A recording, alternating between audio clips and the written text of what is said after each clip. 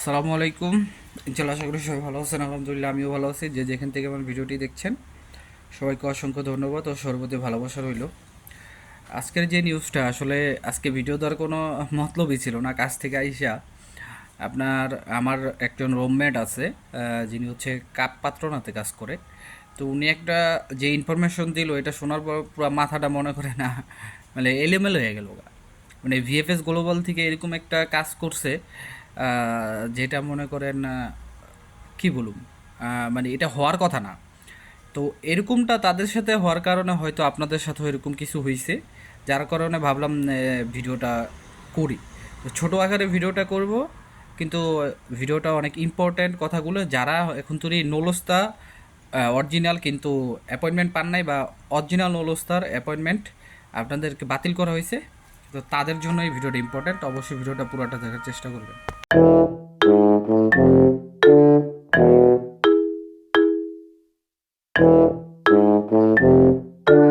তো সব কিছুর জন্য আলহামদুলিল্লাহ। তো প্রথমেই আমি বেশি কথা বলুম না, আমি সেখান থেকে শুরু করি। যে সমস্যাটা হইল, যে যে নিয়ে আমাকে এই কথাটা বলছে তিনি কাপ পাত্রনাতে কাজ করে। এইগুলা হচ্ছে এখানে বাঙালি যত কাজই করবেন আপনারা এই কাপ অফিসের মাধ্যমেই করতে হয়। আপনি যদি সৌজন্য রিনিউ করেন, তারপরে আপনি কোনো কিছু আপ্যন্তামেন্ত নেওয়ার জন্য, বা আপনি যাই করেন না কেন আপনার কাপ অফিসে যাওয়াই লাগবে অ্যাজ এ বাঙালি হিসাবে। ঠিক আছে? তো উনি যে কাপ পাত্রনাতে কাজ করে সেই সেটার যে মালিক তার একটা আলাদা একটা দিকটা আছে।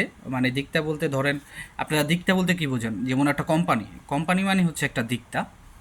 তো সেই দিকটা থেকে 5টা নলস্তা উঠছিল।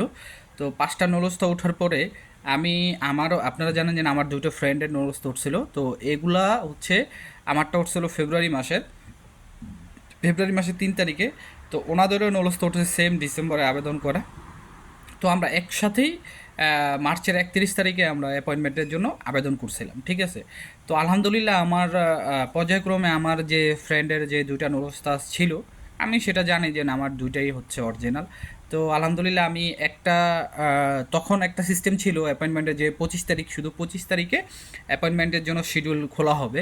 তো সেই ক্ষেত্রে একটা নিতে পারছিলাম, আরেকটা নিতে পারি নাই, কিন্তু আমি 31 তারিখে দুটোটার জন্যই আবেদন করছিলাম যে ওয়ার্ড ফাইল হিসেবে। আপনারা সকলেই জানেন যে ওয়ার্ড ফাইল হিসেবে সেখানে আপনার টেবিল সিস্টেম ছিল, যে টেবিল সিস্টেমে আপনার নিজের নাম, ফার্স্ট নেম এবং লাস্ট নেম, আপনার জিমেল আইডি, আপনার ফোন নাম্বার, আপনার নোলস্তার যে প্রোটোকল নাম্বার, এগুলা দিয়ে এবং আপনার একটা ফোন নাম্বার দিয়ে আপনাকে আবেদন করতে হবে সকাল 9টা থেকে। ঠিক আছে? তো রীতিমতো আমার সাথে সাথে তিনিও আবেদন করছিল। মোট কথা আমি তাকে যেই আবেদন করেছিলাম, যেহেতু তার এখানে ল্যাপটপ আছে বা সে একটু ভালো বোঝে এইসব।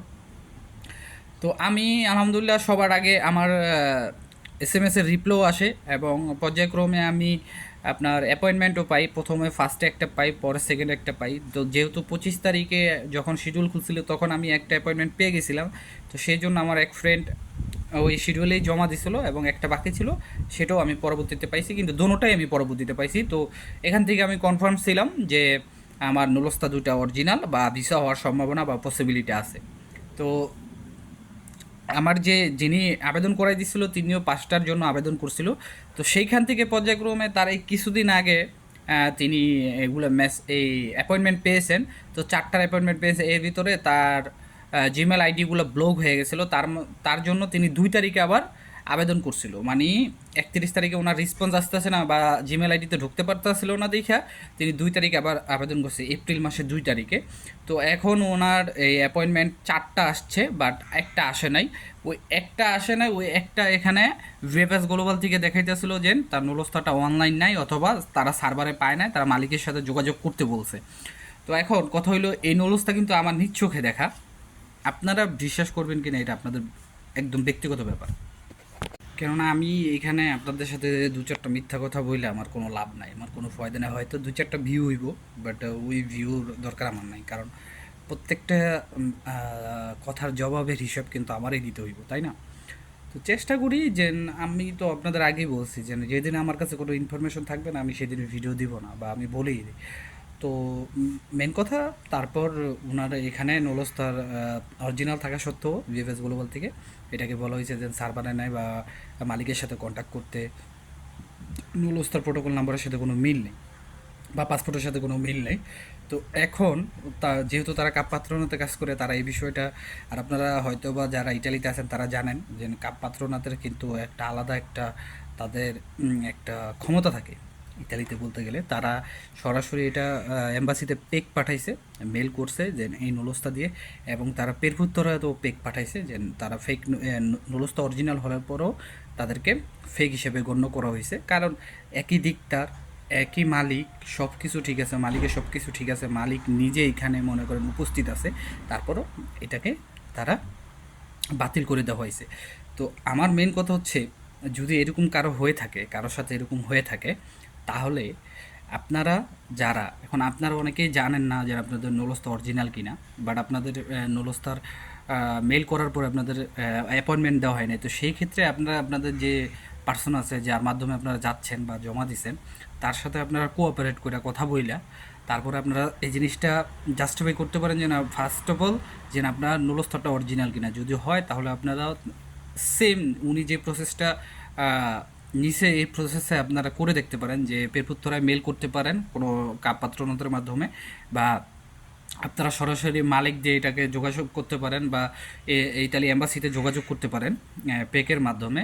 তাতেও যদি না হয়, তারা মানে তারা এখান থেকে আরেকটা ডিসিশন নিছে, যেটা যে ওই 4টা ফাইলের যেই দিনকা আপনার জমার ডেট, সেই দিনকে এই যে একটা নলস্তা পায় না তাকেও জমা দেওয়ার জন্য ওই দিন অ্যাম্বাসিতে পাঠাবে। তারপরে কি হবে না হবে এটা বাকিটা পরে তারা বুঝবে, ঠিক আছে।